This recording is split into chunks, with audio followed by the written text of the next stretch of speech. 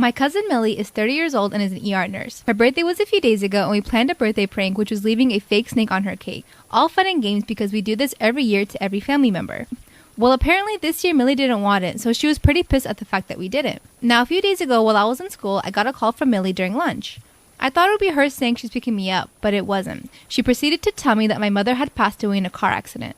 My heart dropped and I felt like puking. My mother and I don't have the best relationship, but I still love her. Millie began to tell me the details of the death and what exactly happened to the point I hung up on her and called my mother. My mom, who was supposedly at work as a nurse, didn't pick up and I ended up running to the bathroom. I called my dad, bawling my eyes out and telling him what happened. He didn't understand what I was talking about because he called my mom right before I called. He made me explain everything and understandably he was pissed. He picked me up from school and called my mom in the car just to prove that she was alive and okay. That night, my aunt, who's not Millie's mom, called a meeting to her house and we all talked it out. They were all pretty much disgusted with Millie as she tried to justify her choices, but she ended up... This is why waking up late might just save your life. One day when I was in elementary school, my mom and I both overslept, which meant I wouldn't be ready in time to get on the bus. School started at 8, my bus pickup time was at 7, and it was already 6:40 or something. I was still in my PJs and hadn't even had breakfast yet. My mom decided that today we would just tell the bus driver to go on ahead and she would take me to school, which would give me plenty of time to get ready. It's 6:50, I'm in my PJs eating breakfast, and that's when we hear the bus pull up 10 minutes earlier than scheduled. My mom peeks her head out of the door into the foggy morning and waves the bus on. She closed the door and came back inside, but the bus didn't pull away. There's a knock at the door and my mom opens it to find a man in a bus driver uniform. He explains he's a substitute bus driver because the regular driver called in sick and that he's early because he wanted to get an early start on the route. My mom says she's taking me to school because we woke up late. He gets visibly upset and says he can wait a few minutes since he's already ahead of schedule. My fiance's girl best friend has never liked me. We were all hanging out when Madison and Michael came out from a room with Madison crying. Michael looks at me and starts swearing and says I'm a raging bitch. Being hormonal and pregnant, I start crying and asking what's wrong. Proceeds to tell me about the text message I sent Madison. I told her I would not allow her near our child. I only sent this text message after the many racist texts she sent me about my child and I, me being biracial and all. Instead of hearing me out, Michael kicked me out of the house that we shared. On my way out, I felt a lower cramp in my abdomen, and I thought nothing of this because I was not due for another 3 weeks. When I flinched from the pain, Michael told me to stop faking. On my way to my mom's, I felt a gush of water and immediately turned the car around so that I would make it to the hospital. I tried calling Michael numerous times, but my call was quickly declined. I gave birth to our baby all by myself. I decided to do something and post all the hurtful messages Madison sent me on Facebook. Michael calls me and I inform him about my whereabouts and he shows up 42 minutes later. He has tried to apologize multiple times, but I don't think I can forgive him. I went through the pain of pushing out an 8-pound baby all by myself because he chose to listen to his best friend over his fiancé. Should I forgive him?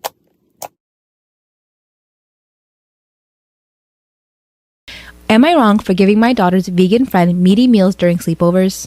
My daughter and her friend Em are both 12 years old and like to have sleepovers every now and then. Em's family maintains a strict vegan diet where she isn't even allowed to drink milk.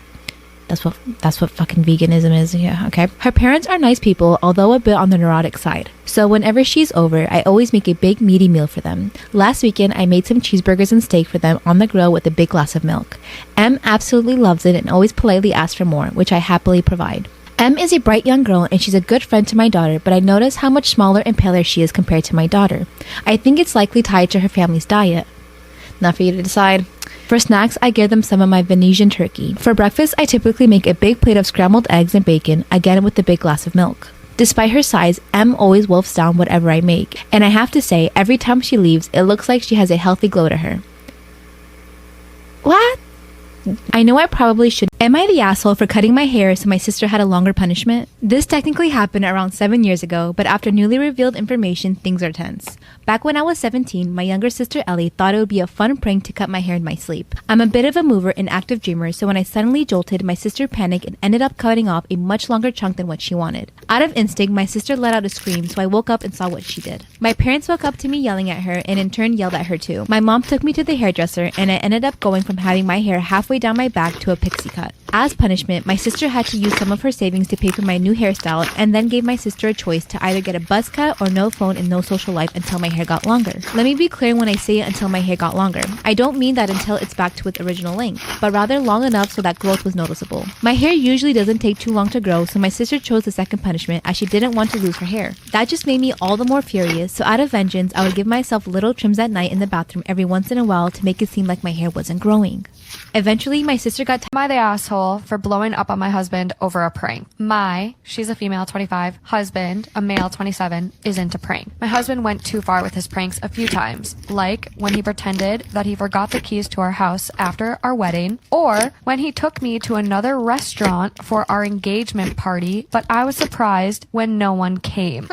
And you still went on with the wedding. Why? We just had our first baby a month ago. Last week, he stopped helping with the baby suddenly and was looking upset and just avoided me for 2 days. I tried to talk to him, but he refused to say what was wrong until I snapped. He told me his mom said that our baby doesn't really look like him and suggested that he secretly do a DNA test. He said he did it without making me notice and got the results 2 days ago. And it turned out our son isn't his and that he'll be moving out of the house and will contact an attorney in the morning. And it was a fucking prank, wasn't it? Wow.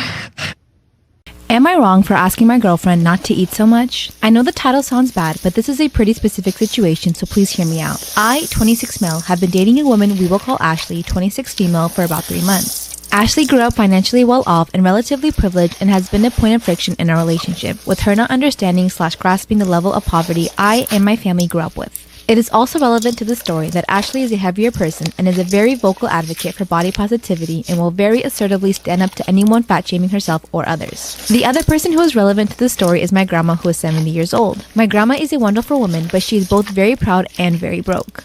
She likes to have us over for dinner and is an excellent cook, but financially, she can't really afford it. She refuses to take any money from me or anyone else and won't let anyone bring food, saying it's her responsibility to take care of the family. She also takes offense if you turn down the invitation. About a month ago, we had dinner with her, and Ashley liked the food so much, she went back for a second and a third large portion. This is not done in my family. We all take a single. Am I the asshole for not giving my brother my college fund after he was cut off for coming out? My 18-year-old brother recently came out as gay, and my grandparents, who are homophobic AF, like they don't even hide it, didn't take it well.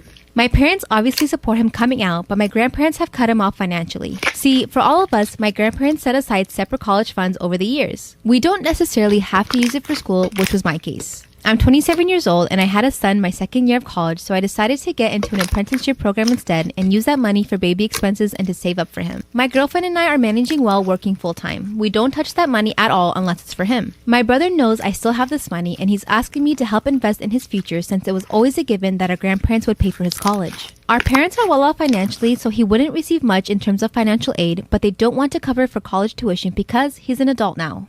My sister already graduated and used what was left of the money to put a down payment on a house. I'm really his only option and he's desperate. Because I'm refusing, my brother is calling me a traitor and it's not fair for him. Storytime. A girl named Akira Kendrick sent me this story, and the background of it is that her dad was very abusive to her mother, and her mother got custody of Akira, and her dad was not happy about that. Anyway, so Akira was with her aunt and her cousins at her grandmother's house, all on her mother's side, and her dad stops by to say hello. And Akira's outside playing with her cousin, and her dad comes up to her and grabs her arm and says, "Do you want to go to Walmart with me?" And at the time, she's only 7, so all she hears is toy aisle, so she says, "Yes, let's go." So they get in the car, they head to Walmart, she gets some really nice pom-poms, and then he says, "Okay, let's go back to your grandmother's house." So he starts driving and he gets on the highway, and Akira knows that her grandmother's house is right around the corner from Walmart, so he does not need to get on the highway. So she says, "Dad, where are we going?" And he gets really mad and says, "Shut up, sit down, it does not matter." So Akira's in the back seat, she's really scared, and she just shuts her mouth. So after being in the car for a while, they eventually arrived at this really old, abandoned, beat up house. And when they walk in, Akira sees about 25 people and she does not know any of them. Her dad brings her to a room, puts her in a little closet, throws her some toys and her pom-poms and says, "Play." Part 2 is coming right now. Okay, story time. So I work at a jewelry store, and today a man came in looking for a gift for his wife for their 10th year anniversary. He ended up picking out a piece that said, "My beautiful wife." And I said, "Anything else for you today?" And he said, "No, that's it for her, but I do want to make another purchase using a separate credit card. And could you possibly create a different account for me?" And I said, "Sure, what are you looking for?" And he said, "Do you have anything that says girlfriend?" And I said, "Yes." And he said, "Perfect, I'll take it. And do you have anything that says happy 1-year anniversary to go with it?" And I said, "Yes." And he said, "Perfect, I'll take it." So I boxed everything up all nice and I put them in their respected bags. He had me mark a K for Kristen on the bottom of his wife's bag and an L for Laura on the bottom of his girlfriend's bag. I put pretty bows on them. I handed it to him. I said, "They're gonna love it. Have a nice day." And he said, "Thank you." And shit, I just remembered that his wife's name is Laura and his girlfriend's name is Kristen. I must have mixed up the bags. Oops. One time I was behind the register at Victoria's Secret. This customer walks in and immediately everybody spots her as a red flag. She's just picking up items, throwing them in her bag, not looking at sizes, not looking at colors. So everybody's like, everyone's on their walkie like, watch this customer. She's coming to the fitting room. She's headed to the cash wrap. Somebody get her. Check her ID. Get her. Get her. She has a bag full of stuff. And guess who gets her at the register?